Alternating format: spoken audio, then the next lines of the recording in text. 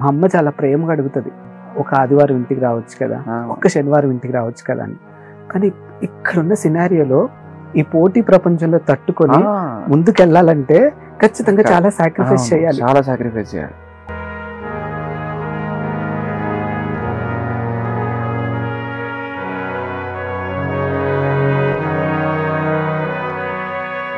నాన్న చెప్పిన ఆ మాటలు అనేది నిజంగా మన లైఫ్ మీద అంత ఇంపాక్ట్ ఉంటుందా? పరమశివుడు ఎక్కడో ఉండడు, నీ ఇంట్లో తండ్రి రూపంలో ఉంటాడు.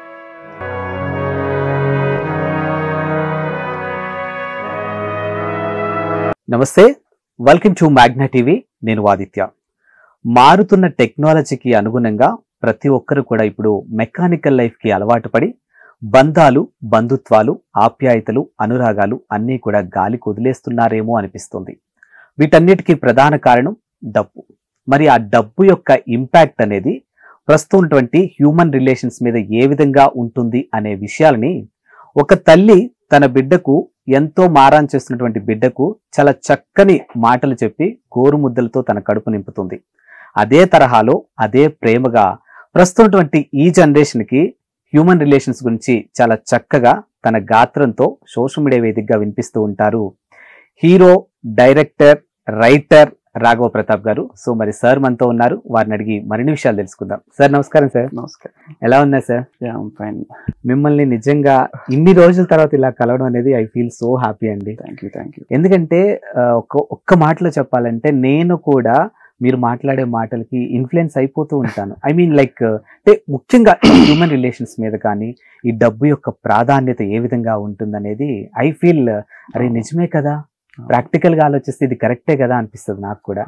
సో ఇంత చక్కని మాటలు మీరు చెప్తూ ఉంటారు కదా, అంటే మీకు ఏ పాయింట్ ఆఫ్ వ్యూ అనిపించింది అసలు ఈ డబ్బు అనేది ఈ రిలేషన్స్ ఇంపాక్ట్ చేస్తుంది అని? అంటే మనకు పుట్టినప్పటి నుంచి మనం పెరిగిన సర్కిల్ కానీ, మన అమ్మ నాన్న వాళ్ళు పెంచిన పద్ధతి కానీ, అది డబ్బు మీద చాలా ఇంపాక్ట్ చూపిస్తుంది.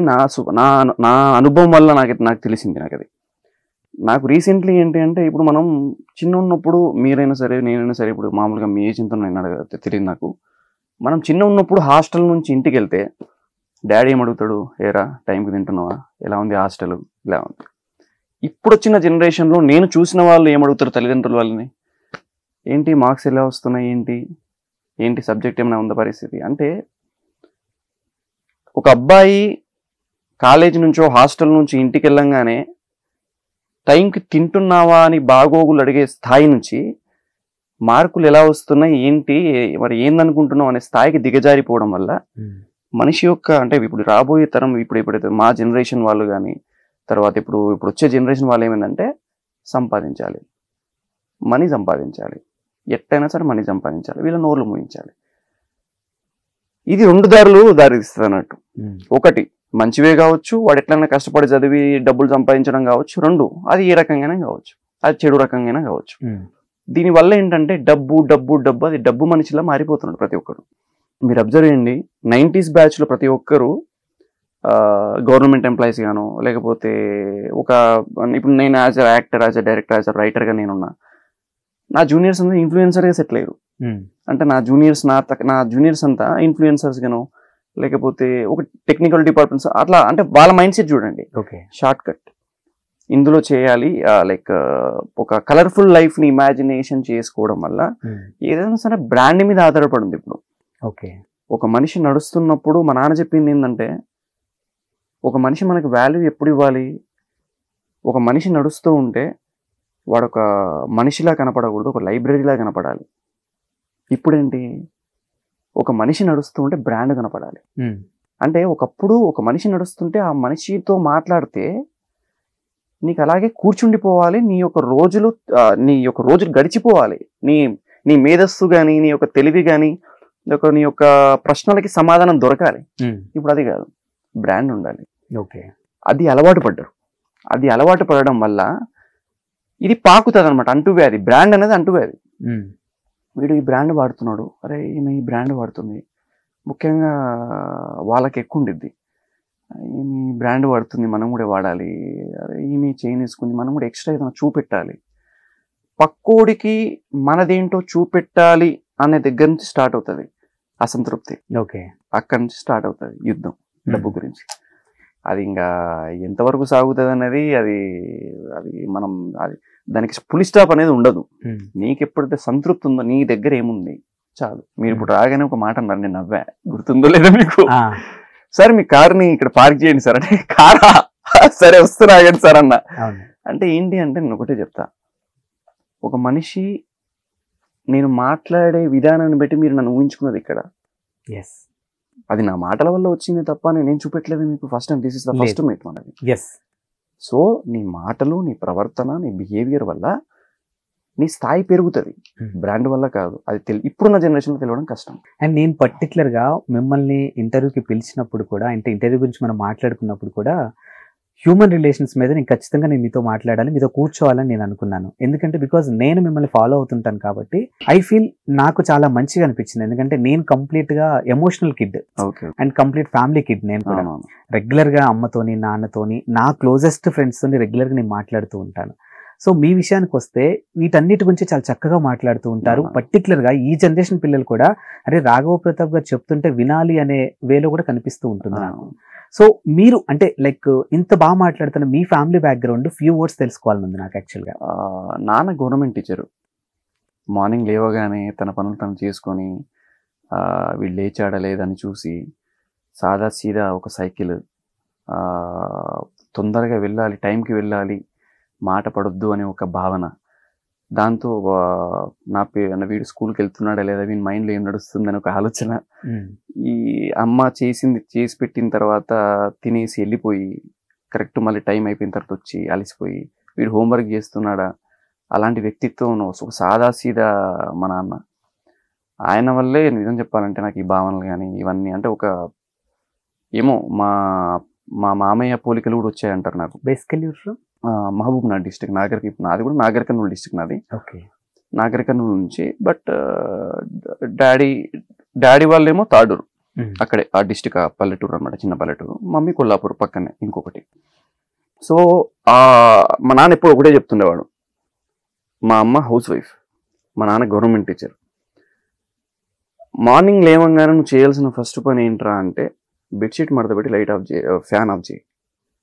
నాకు అర్థమైంది ఏంది చాదేస్తాం అనుకునేవాడిని నేను. దానివల్ల నీకు ఫ్యూచర్లో చాలా నేర్చుకుంటావురా నువ్వు అని అన్నవాడు.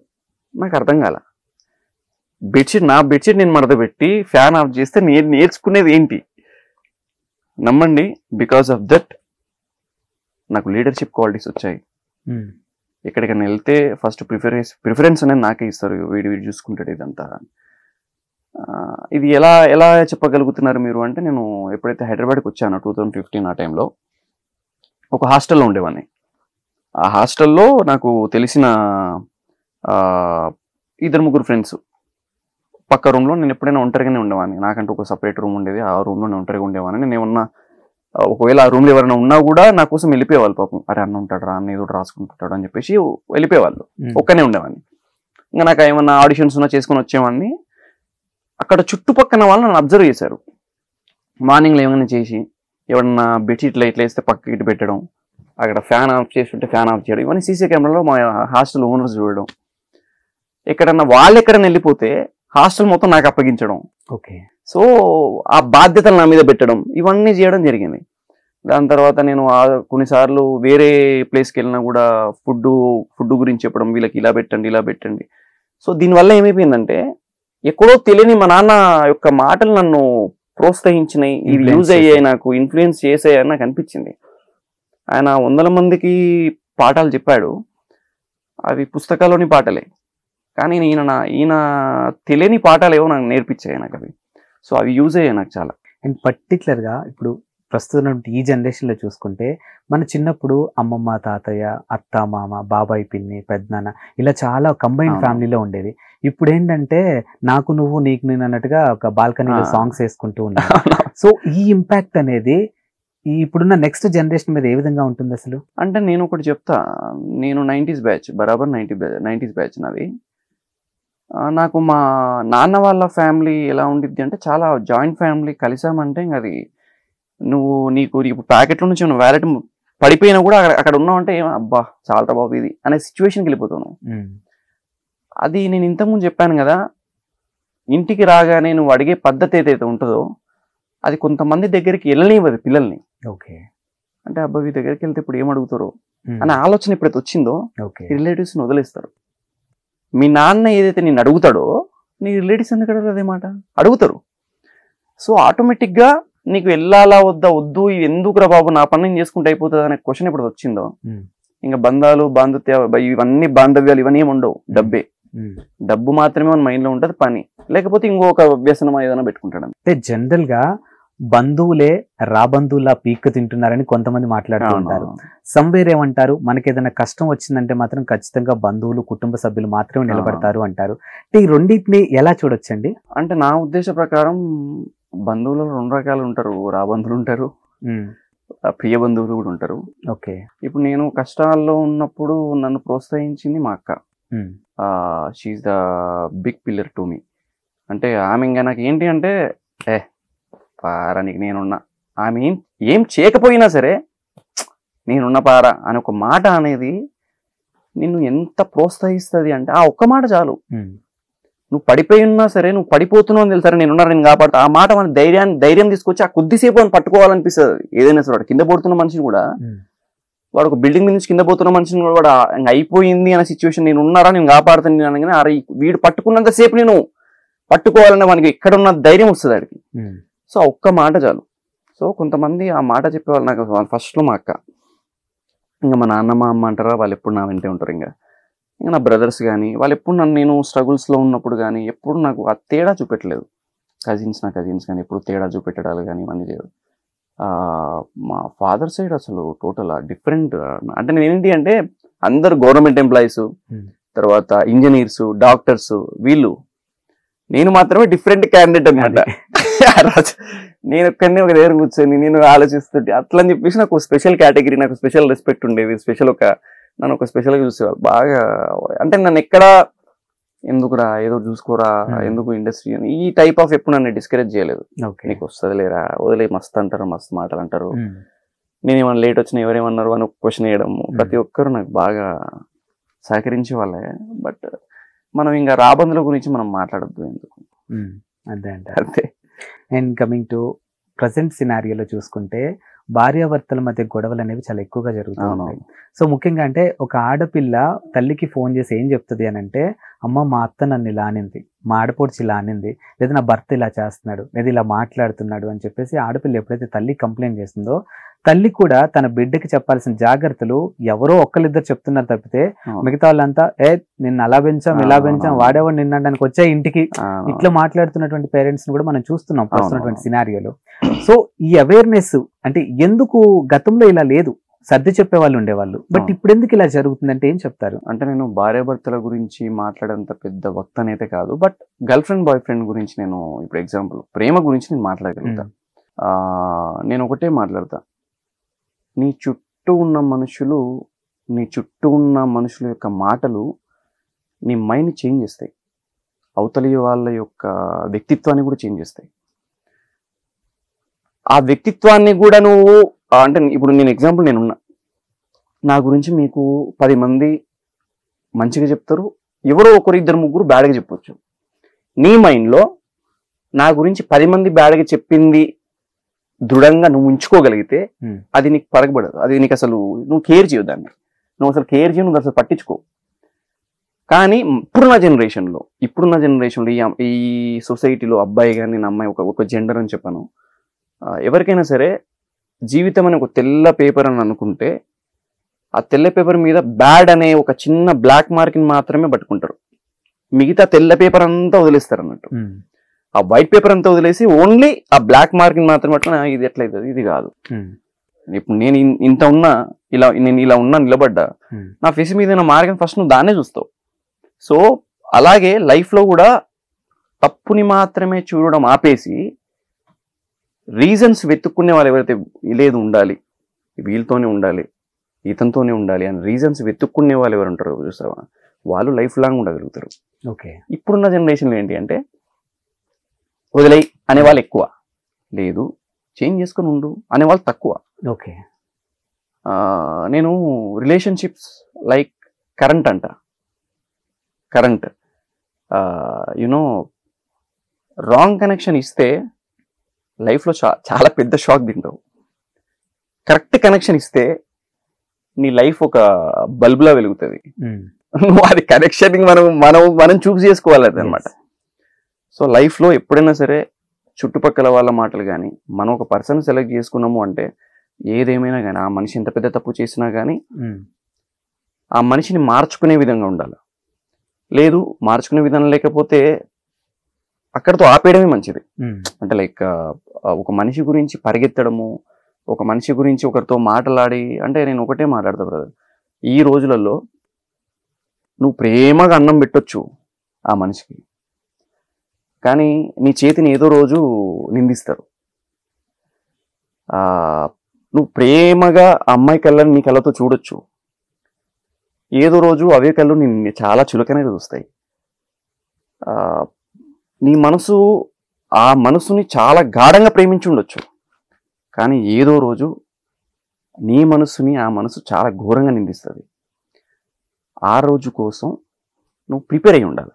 ఓకే, ముందే మెంటల్గా ప్రిపేర్ అయ్యి ఉండాలి. ఎందుకు మీరు ఇలా అంటున్నారు, ఆ రోజు వస్తుందని ఎందుకు అలా ఉంటానంటే, మనీ అనేది మనిషిని చేంజ్ చేస్తుంది. We are humans. మనీ అనేది మనిషిని చేంజ్ చేస్తుంది. లైక్ ఈ రోజు ఉన్న మనిషి రేపు అలా ఉండడు. ఇప్పుడున్న జనరేషన్ అది మెయిన్. నేను చెప్తున్నాను కదా, మీరు నీ దగ్గర 10 రూపాయలు ఉన్నాయా, నా దగ్గర 10 రూపాయలు ఉన్నాయని చెప్పు, బరాబర్ చెప్పు. నా దగ్గర 20,000 ఉన్నాయి అని చెప్పి ఫ్రెండ్స్ ముందు చెప్పావు అనుకో, రేపు పొద్దుగాల తెలిసే రోజు వస్తుంది. ఆ రోజు నీకు నీ విలువ ఉండదు. ఉన్నది ఉన్నట్టు బతుకు. నీ బతుకును బతకడానికి గర్వంగా చెప్పుకో. నీ బతుకు నువ్వు బతకడానికి గర్వంగా చెప్పుకోవడానికి ఏముంది నాకు అర్థం కాదు. అరే భయ్, నేను నడుచుకుంటూ వచ్చిన, లేకపోతే నేను పలానా దానికి వచ్చి, ఎందుకు నాకు అర్థం కాదు. అంటే లైక్ నేను కొంతమందిని అబ్జర్వ్ చేశా, లేదు కార్లో వచ్చా, మా ఫ్రెండ్ కార్లో డ్రాప్ చేశాడు, కావాలని చెప్తుంటారు. అది ఏముండదు ఆడ. వాడు వచ్చింది క్యాబ్లో, మా ఫ్రెండ్ది కారు ఉంటే క్యాబ్. మెయింటెనెన్స్, ఒకరిని సాటిస్ఫై చేయడానికి మెయింటెనెన్స్, ఒకరిని సర్ది చెప్పడానికి మెయింటెనెన్స్, ఒకరిని సంపాదించుకోవడానికి మెయింటెనెన్స్. ఇది ఎప్పుడైతే ఆగిపోతుందో అప్పుడే. మీరు అకార్డింగ్ టు మీ ఒపీనియన్ చెప్పండి, ఇప్పుడు ఏదైనా ప్రతిదీ కూడా ఎక్స్పెక్టేషన్. ఒకటి చెప్తా, మీకు గుర్తుందో లేదో, మన గ్రాండ్ మదర్ ఆ టైంలో తలుపు బయట రాసేవాళ్ళు, గేట్ బయట. మన వరండా ఉండేది, ఇల్లు చిన్నగా ఉండేది, బయట వాకిలి చాలా పెద్దగా ఉండేది. అవును, దాంట్లో చెట్లు ఉండేవి, అన్నీ ఉండేవి. దానికి ఉన్న గేటుకి రాసి పెట్టుండేవాళ్ళు, గేటు మూసి రాగలరు, కుక్కలు పోయి పలానా లోపలికి వస్తాయి అని రాసేవాళ్ళు అప్పట్లో. ఇప్పుడు ఏం రాస్తున్నారు, లోపల కుక్కలు ఉన్నాయి జాగ్రత్త అని రాస్తున్నారు. కుక్క విశ్వాసాన్ని నిలబెట్టుకుంది కాబట్టి ఇంటి లోపల స్థానాన్ని సంపాదించింది. మనిషి విశ్వాసాన్ని కోల్పోయాడు కాబట్టి ఇంటి బయట ఉన్నాడు. ఎప్పుడైతే నువ్వు విశ్వాసాన్ని నిలుపుకుంటావో, గేటు మూసి రాగలరు, కుక్కలు పందులు లోపలికి వస్తాయనే స్థాయి నుంచి లోపల కుక్కలు ఉన్నాయి జాగ్రత్త అనే బెదిరించే స్థాయికి వెళ్ళిపోయింది అంటే నీ గేటు, నీ సాటి మనిషి ఏ స్థాయికి వెళ్ళిపోయాడో ఆలోచించుకోండి ఒకసారి. సార్, ఇప్పుడున్న సినారియోలో ప్రస్తున్నటువంటి ఈ సమాజంలో ఎక్కువగా వినిపించేది ఏదైనా ఉంది అని అంటే, మా అన్న నన్ను మోసం చేశాడు, మా తమ్ముడు నన్ను మోసం చేశాడు, లేదా అక్కా చెల్లెలు మోసం చేశారు, ఫ్రెండ్స్ నన్ను మోసం చేశారు. ఈ మోసం అనే పదం అనేది చాలా ఎక్కువగా వినిపిస్తూ ఉంటుంది.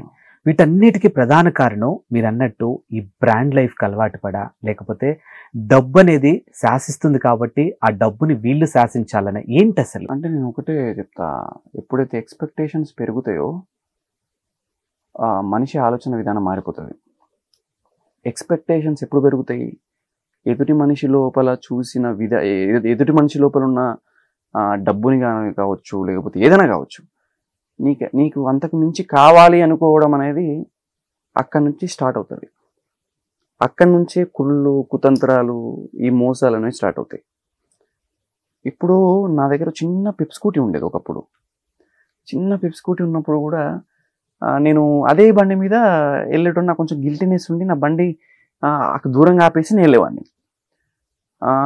నాకు అరే నీ పెప్ స్కూటీ ఏడుందిరా తీసుకురారా అని చెప్పేసి వాళ్ళు అంటే కలుపుకొని పోయేవాళ్ళు. వాళ్ళు అలా ఉన్నప్పుడు ఏమవుతుందంటే, నీకు బంధాలు బాధ్యత, మా అన్న నన్ను ఇలా చూశాడు, అరే మా అన్న నన్ను ఇలా రిసీవ్ చేసుకున్నాడు, అరే మా అన్న నేను ఎప్పుడైనా సరే, ఇప్పుడు నేను ఫ్యామిలీని పక్కకు పెడితే, బ్రదర్స్ వీళ్ళందరినీ పక్కకు పెడితే, నా ఫ్రెండ్స్ విషయమే తీసుకోండి. ఇప్పుడు ఎవరో ఒక మనిషి వీడు నన్ను మోసం చేస్తున్నాడు అని తెలుసు, నాకు వీడు మనిషి నన్ను మోసం చేస్తున్నాడు అని తెలుసు, అయినా సరే నేను సర్లే ఉందండి, ఏమో నా ప్రేమ వల్ల మారొచ్చేమో, మళ్ళీ అరే వీడిని మోసం చేస్తున్నా, వీడు ఇంత ప్రేమ చూపిస్తున్నాడు కరెక్టేనా అనిపించొచ్చేమో, సర్లే ఏం కాదులే అన్న రోజులు ఉన్నాయి. లైక్ అదే మనిషి నా కళ్ళ ముందే నా గురించి చెడుగు చెప్పి అన్నీ అది కాదురా ఇది ఇది అని చెప్పిన తర్వాత కూడా నేను చూసి ఈ మనిషికి తెలిసింది నేను చెప్పినట్టు, అయినా కూడా వాడు నా ముందర నటిస్తున్నాడు, అవి కూడా చూస్తాను నేను.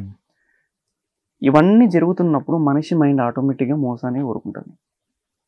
వాడు చేస్తున్నా మనం ఎందుకు చేయకూడదు, వాడు ఎందుకు చేస్తున్నా మనకి ఎందుకు చేయకూడదు. నేను ఒకటి చెప్తా, మనకి ఎప్పుడైనా కుక్క కరిచింది అనుకో, ఎగ్జాంపుల్ తెలంగాణ యాసలో చెప్తే బరాబర్, మీ కుక్క కరిచింది, ఆ కుక్క వెంట పరిగెత్తి మీరు కూడా దాని పిక్కను కరుస్తారా, లేకపోతే మీరు హాస్పిటల్ వెళ్ళి ఇంజక్షన్ తీసుకుంటారా? ఆబ్వియస్లీ హాస్పిటల్కి వెళ్ళి నువ్వు నన్ను ఎందుకు కరిచినా అని చెప్పి కుక్క పిక్క పడి వీగరు కదా. సో మన బుద్ధి మనది, ఓకే, కుక్క బుద్ధి కుక్కది. సో మోసం చేసినోడు మోసం వాని ఇష్టం, వాని బుద్ధి వాడిది. నువ్వు ప్రేమిస్తున్నావు, ప్రేమించు బస్, అంతే. మోసపోతావా, చెల్తా బస్, దేవుడు చూసుకుంటాడు అంత. దేవుడు అనే మాట మీరు మాట్లాడారు కాబట్టి చాలా మంది చెప్పారు ఈ అంశం, బట్ మీ ద్వారా కూడా తెలుసుకోవాలనుకున్నాను. మనం చేసే ప్రతి పనిని కూడా దేవుడు చూస్తాడా లేదా అనేది పక్కన పెడితే కర్మ అనేది మాత్రం ఖచ్చితంగా చూస్తుంది, ఖచ్చితంగా వడ్డీతో సాగిస్తుంది అని అంటారు. ఇది వాస్తవమేనా? ట్రస్ట్ మీ, నువ్వు వాడికి పెరుగన్నం పెడితే ఆ పుణ్యం నీకు బిర్యానీ పెట్టొచ్చు. నువ్వు వాడికి ఏదో రకంగా వాడికి మోసం చేయాలని చూసాడము, లేకపోతే ఏదో రకం వీని బాధ పెట్టాలి, లైక్ వీని ఏదో రకంగా బాధ పెట్టాలి, వీని ఏదో రకంగా ఇన్సల్ట్ చేయాలి, వీని ఏదో రకంగా మానసికంగా కృంగేలా చేయాలి వీన్ని అని ఒక వాళ్ళు ఉంటారు చూసావా, వాళ్ళకి కర్మ అనేది నోట్ చేసుకుంటుంటుందంట. ఓకే ఈ మనిషి ఇలా చేశాడు, ఓకే ఈ మనిషి ఇలా చేస్తున్నాడు, ఓకే దానికి స్క్వేర్ ఇస్తుందంట. మానసికంగా ఒక మనిషిని మెంటల్లీ డిస్టర్బ్ చేసి, లైక్ ఆ మనిషిని నీచంగా చూసి, ఆ మనిషిని నీచంగా క్రియేట్ చేసి మనుషుల ముందు, ఆ మనిషి నీచంగా వదిలేసి, ఇలాంటి వాళ్ళకి ఏంటి అంటే నేను దేవుడి దేవాల వాళ్ళు కూడా అలా జరగొద్దనే కోరుకుంటున్నాను. ఎందుకంటే వీడికి ఆ పెయిన్ తెలుసు, పెయిన్ తెలిసినోడు అమ్మ ఈ పెయిన్ వాడికి రావద్దురా అనే కోరుకుంటాడు. అలాంటి వాడికి నిజం చెప్తున్నా, ట్రస్ట్ మీ, వాడు ఎంత భక్తుడైనా అయి ఉండొచ్చు, వాడు ఎంత పూజలైనా చేసి ఉండొచ్చు, నేనైనా ఆయన ఉండొచ్చు, కర్మ అనుభవించాల్సిందే. దేవుడైనా క్షమిస్తాడేమో కానీ కర్మ వదలదు, కర్మ అనేది వదలదు. కర్మ ఏ రూపంలో రాదు, టైం రూపంలోనే వస్తుంది, సమయం. మనకు పెద్దలు ఒక మాట చెప్తారు, వెయిట్ ఫర్ యువర్ టైం, నీ సమయం కోసం వేచి చూడు. సమయం నుంచి చాలా ఇంపార్టెంట్.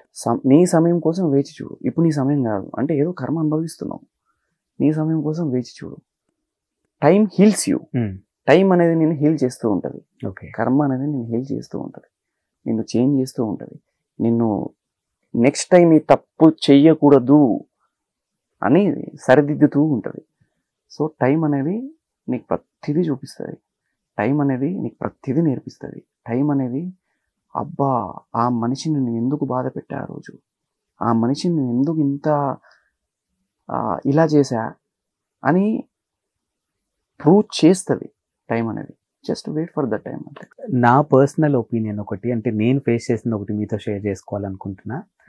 మా నాన్నగారు, మా అమ్మ, నేను ఎంబీఏ మీద జాబ్ చేసి, నేను జాబ్ వదిలేసి నేను ఇండస్ట్రీ సైడ్ వెళ్తున్నాను, నేను ఒక మంచి న్యూస్ ప్రెజెంటర్ అవుదాం అనుకుంటున్నాను, మంచి హోస్ట్ అవుదాం అనుకుంటున్నాను, నేను వెళ్తాను అని ఇంట్లో చెప్పినప్పుడు నాన్న అమ్మ చెప్పిన మాట నాకు ఒకటే, నువ్వు డబ్బులు ఎంత సంపాదించావా, నువ్వు ఎంత పేరు సంపాదించుకున్నావా, ఇదంతా పక్కన పెట్టేస్తే క్యారెక్టర్ అనేది చాలా ఇంపార్టెంట్.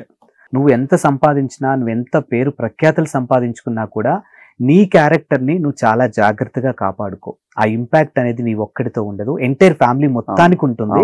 సో ఒక్కసారి నువ్వు చేసే ప్రతి పనిలో కూడా 1-2 సార్లు ఆలోచించుకొని అడుగులు వేయి. నువ్వు చేసే ప్రతి ఇంటర్వ్యూ అవ్వచ్చు, నీ కెరియర్ పరంగా నువ్వు ఏం చేయాలనుకున్నా క్యారెక్టర్ని మాత్రం ఎప్పుడు లూజ్ అవ్వకు, క్యారెక్టర్ని అలా హోల్డ్ చేసి పెట్టుకో, జాగ్రత్త అని నాన్న నాకు చాలా సందర్భాల్లో చెప్పారు. సో నాన్న చెప్పిన ఆ మాటలు అనేది నిజంగా మన లైఫ్ మీద అంత ఇంపాక్ట్ ఉంటుందా? చాలా. ట్రస్ట్ మీ, నాన్న మాట్లాడే ప్రతి మాట ఒక గుణపాఠమే, నాన్న మాట్లాడే ప్రతి పదం ఒక అధ్యాయం.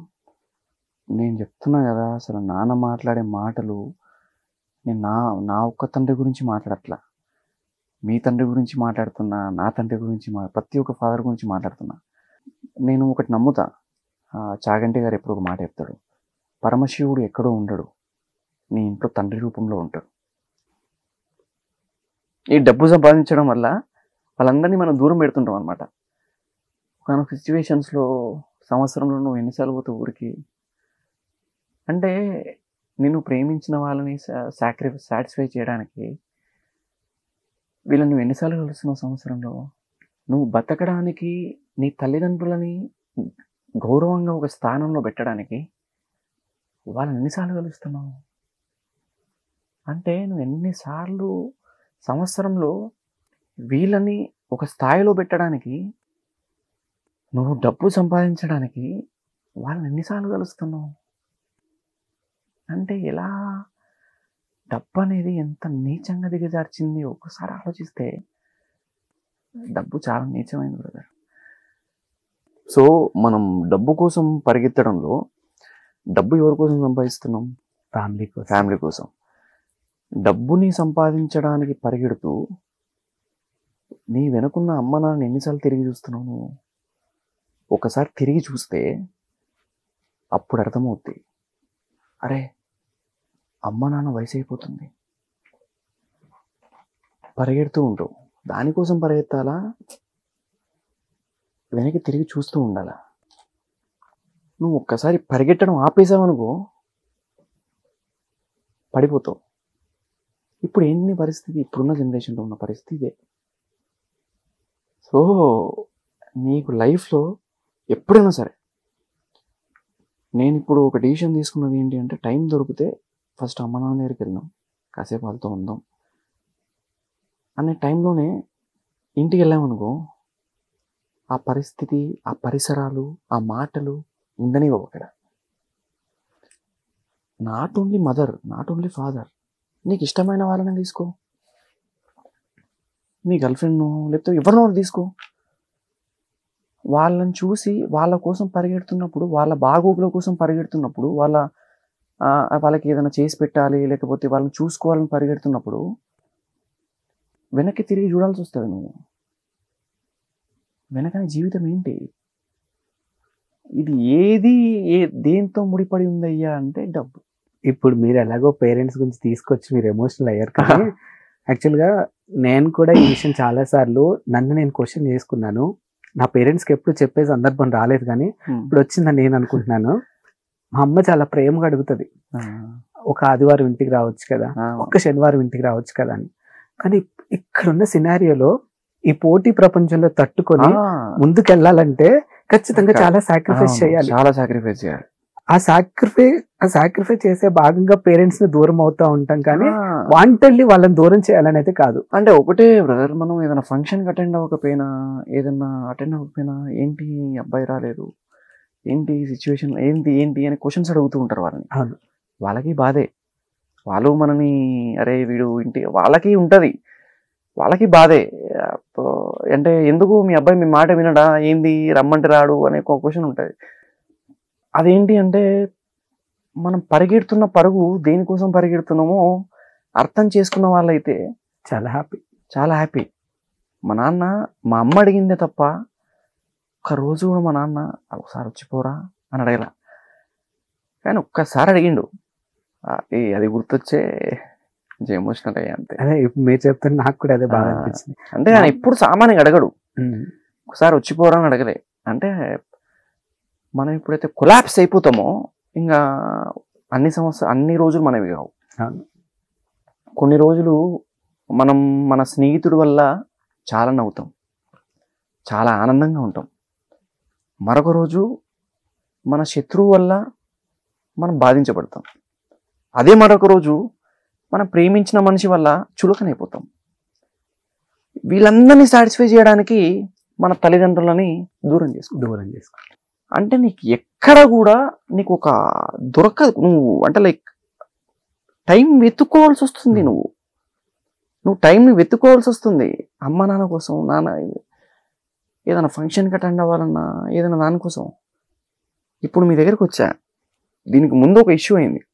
నేను పంజాగుట్ట పిఎస్ నుంచి వచ్చేప్పుడు నేను మా ఫ్రెండ్ గారిది ఒక ఇష్యూ అయింది. కొంచెం విషయాలు మాట్లాడడానికి కొంచెం అది కాదు సార్, ఆ అబ్బాయి తరపున నేను మాట్లాడడానికి వెళ్ళా. మొత్తానికి ఈ పర్సన్ది తప్పు లేదు అని తెలిసింది. తప్పు లేదని తెలిసిన తర్వాత ఆ చుట్టుపక్కల మనుషులు నాకు ఇచ్చిన మర్యాద వాళ్ళకి ఇచ్చారు. అంటే నీ దగ్గర వాడు చేసిన తప్పేంటి? తప్పు జరుగుతున్న ప్లేస్లో వాడు ఉండడం. తప్పు జరుగుతున్న ప్లేస్లో ఉండడం వల్ల వాడు కూడా తప్పుడు మనిషి అయిపోయింది. సో నిజం చెప్పి మీరు ఏ హీరో నాకు తెలియదు, 1990s బ్యాచ్ ఏదో తెలియదు, చాలా క్రూరమైన సమాజంలో బ్రతుకుతున్నాం. 90s బ్యాచ్ అయితే పిచ్చి పిక్స్కి వెళ్ళిపోతుంది. 90s బ్యాచ్కి నిజం చెప్తున్నా దూల తీరిపోతుంది ఇప్పుడున్న జనరేషన్లో. మీరు ఎప్పుడైనా అబ్జర్వ్ చేయండి, పెళ్లి కాని జనరేషన్ ఏదైనా ఉందా, పెళ్లి కాకుండా కొంచెం ఆలోచిస్తున్న జనరేషన్ ఏదైనా ఉందంటే that is only 90s generation. ఎందుకు? భయం. ఎస్, అమ్మాయిలు వాళ్ళు ఉన్నన్ని రోజులు ఉండి ఏదైనా తేడా జరిగితే, ఏదైనా కొంచెం వీడేదో కోప్పడితే రేప్ కేసు. అంటే లాని కూడా వాళ్ళకి ఇష్టం వచ్చినట్టు వాడుకోవడము. అబ్బాయి జీవితం ఎలా అయిపోయిందంటే, నేను ఇన్స్టాగ్రామ్లో మీరు కొన్ని రీల్స్ చూస్తుంటాను, వరస్ట్ రీల్. నేను అది జెండర్స్ని తిట్టుకుంటారు భయ్య. ఒకప్పుడు నాకు తెలిసి మనకున్నప్పుడు పాకిస్తాన్, ఇండియా అది వేరే దేశం, అది మన శత్రు దేశం, లేకపోతే రష్యా మన మిత్ర దేశం, ఇలా ఉండేది. అది కొంచెం దిగజారి ఇప్పుడు ఏమైంది, రాష్ట్రాల మీద వచ్చింది. తెలంగాణ, ఆంధ్ర, రాయలసీమ. అది కొంచెం దిగజారి మతమైంది. అది కొంచెం దిగజారి కులమైంది. అది ఇంకా దిగజారి జెండర్ అయింది. నేను మొగోడిని, నేను ఉమెన్. దీనివల్ల రిలేషన్షిప్స్ ఉండట్లేదు. ఎందుకుంటాయి?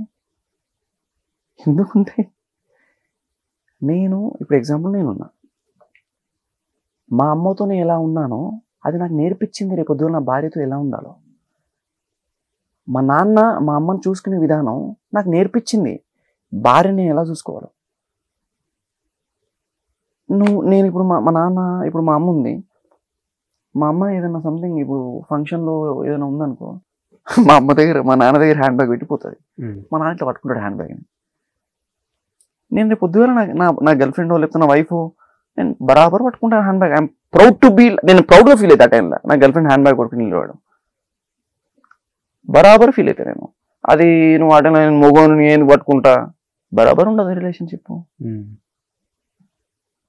నువ్వు ఒక ప్లేస్కి నడుస్తున్నావు, తను అన్కంఫర్టబుల్ ఫీల్ అవుతుంది, నువ్వు ఆ టైం తన చెప్పులు తీసుకున్నా, నేను బరాబర్ నడుస్తా. అట్లా అయితే 10 మందిలో పరువు ఉండవు, రిలేషన్షిప్స్ ఉండవు భయ్యా. అలాగే ఉమెన్స్ కూడా అంతే. నువ్వు ఒక పలానా ప్లేస్కి వెళ్తున్నప్పుడు, లేకపోతే నువ్వు అన్ని చెప్తున్నప్పుడు సడన్గా చెప్పకుండా వెళ్ళిపోతే నువ్వు అడుగుతారు ఆటోమేటిక్ క్వశ్చన్. దాన్ని బట్టి అట్లా అడుగుతారు, నువ్వు మా అమ్మ నాన్న అడగలేదు, నువ్వు ఎట్లా అడుగుతావు? ఉండవు రిలేషన్షిప్స్. ఏదైనా సరే ఇద్దరి మీద ఆధారపడి ఉంటుంది. ఏ జనరేషన్ అది మిస్ అయింది. ఇప్పుడు ఎగ్జాంపుల్ నేను ఒకటే చెప్తా. ఇప్పుడు మీకు నాకు పర్సనల్గా, ఓకే, మీ మమ్మీ నెంబర్ మీకు గుర్తుందా? మా మమ్మీ మీ మదర్ నెంబర్ నీకు గుర్తుంది కదా? గుర్తుంది. మీ మదర్ నెంబర్ గుర్తుందా బ్రదర్? నా మదర్ నెంబర్ నాకు గుర్తుంది. కాంటాక్ట్ లిస్ట్ లో ఎందుకు సేవ్ చేసుకుంటాం మనం?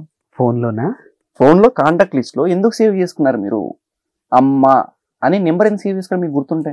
ఎందుకు సేవ్ చేసుకున్నా అంటే నో ఆన్సర్.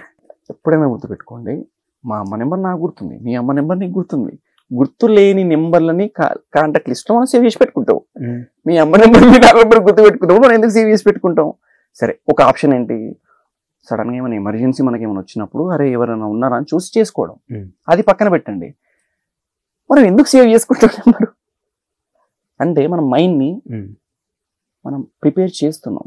మనకు తెలియకుండా టెక్నాలజీ అనేది అలా ప్రిపేర్ చేస్తుంది. మన టెక్నాలజీ మనల్ని అలా ప్రిపేర్ చేస్తుంది. నీ ఫోన్లో ఇంత మెమొరీ ఉన్నప్పుడు ఆ మెమొరీలో నువ్వు ఏదైతే ఉంచుతావో, డౌన్లోడ్ చేస్తావో, నువ్వు రోజు అవే చూస్తావు. ఓకే, నీ మైండ్ కూడా అంతే. నువ్వు మార్నింగ్ లేవైతే ఎంతైతే పాజిటివ్ వైబ్స్ పెట్టుకుంటావో ఒక మనిషి మీద కానీ నీ విషయంలో కానీ. నేను మార్నింగ్ లేవగానే Aditya is good person, okay okay, Aditya is good person. Okay, మీ మధ్య నా మధ్య ఆ బాండింగ్ పెరుగుతుంది. మీరు నా మైండ్లో అలా ఉంటారు. నేను ఆదిత్య ఏదో డిఫరెంట్ ఉంది, వద్దు నెగిటివ్ వచ్చేస్తుంది ఆటోమేటిక్గా. నీ మైండ్ ఫోను సేమ్. ఓకే, ఇది మనం సృష్టించిన ఫోన్ని, ఇది సృష్టించిన ఆయన నీకు బుద్ధినిచ్చిండు. నువ్వు చూస్ చేసుకో, నువ్వు వెళ్ళు. ఆయన అన్ని దారులు తెరిచే పెడతాడు, నువ్వు చూస్ చేసుకో. అన్ని మూసి ఏమో కొటేషన్స్ వస్తాయి. రీసెంట్గా కొటేషన్ నేను నమ్మను. దేవుడు ఒక దారి మూసిందంటే ఇంకొక దారి తెరుస్తాడని. వీడు మూసుకుంటాడు ఆ దారి, వీడు మూసుకుంటాడు, దేవుడిని అంటాడు. వీడే మూసుకునేది వీడే. దేవుడు నాకు ఆ దారి మూసిండు, ఇంకో దారి తెరుస్తాడులే. ఓకే, నువ్వు ఆ దారి కోసం ఈ దారిని మూసి దేవుడు అంటావా? ఆయనకి నిజంగా నోరుండుంటే, ఆయన సామాన్య కాగునానికి నోరుండింటే నిన్ను ఎవడు రావు. ఆయన నీకు పిచ్చింది, నీకు బుద్ధినిచ్చింది, చూస్ చేసుకోమని. బుద్ధిని కూడా ఆయనకే వదిలేస్తావా? అది మారుతేనే. సార్, ఫైనల్ గా త్రూ మా ఛానల్ ద్వారా నేను మీ దగ్గర నుంచి ఒక ఆన్సర్ వినాలి అనుకున్నా, అంటే మీ ఒపీనియన్ తెలుసుకోవాలి అనుకున్నాను.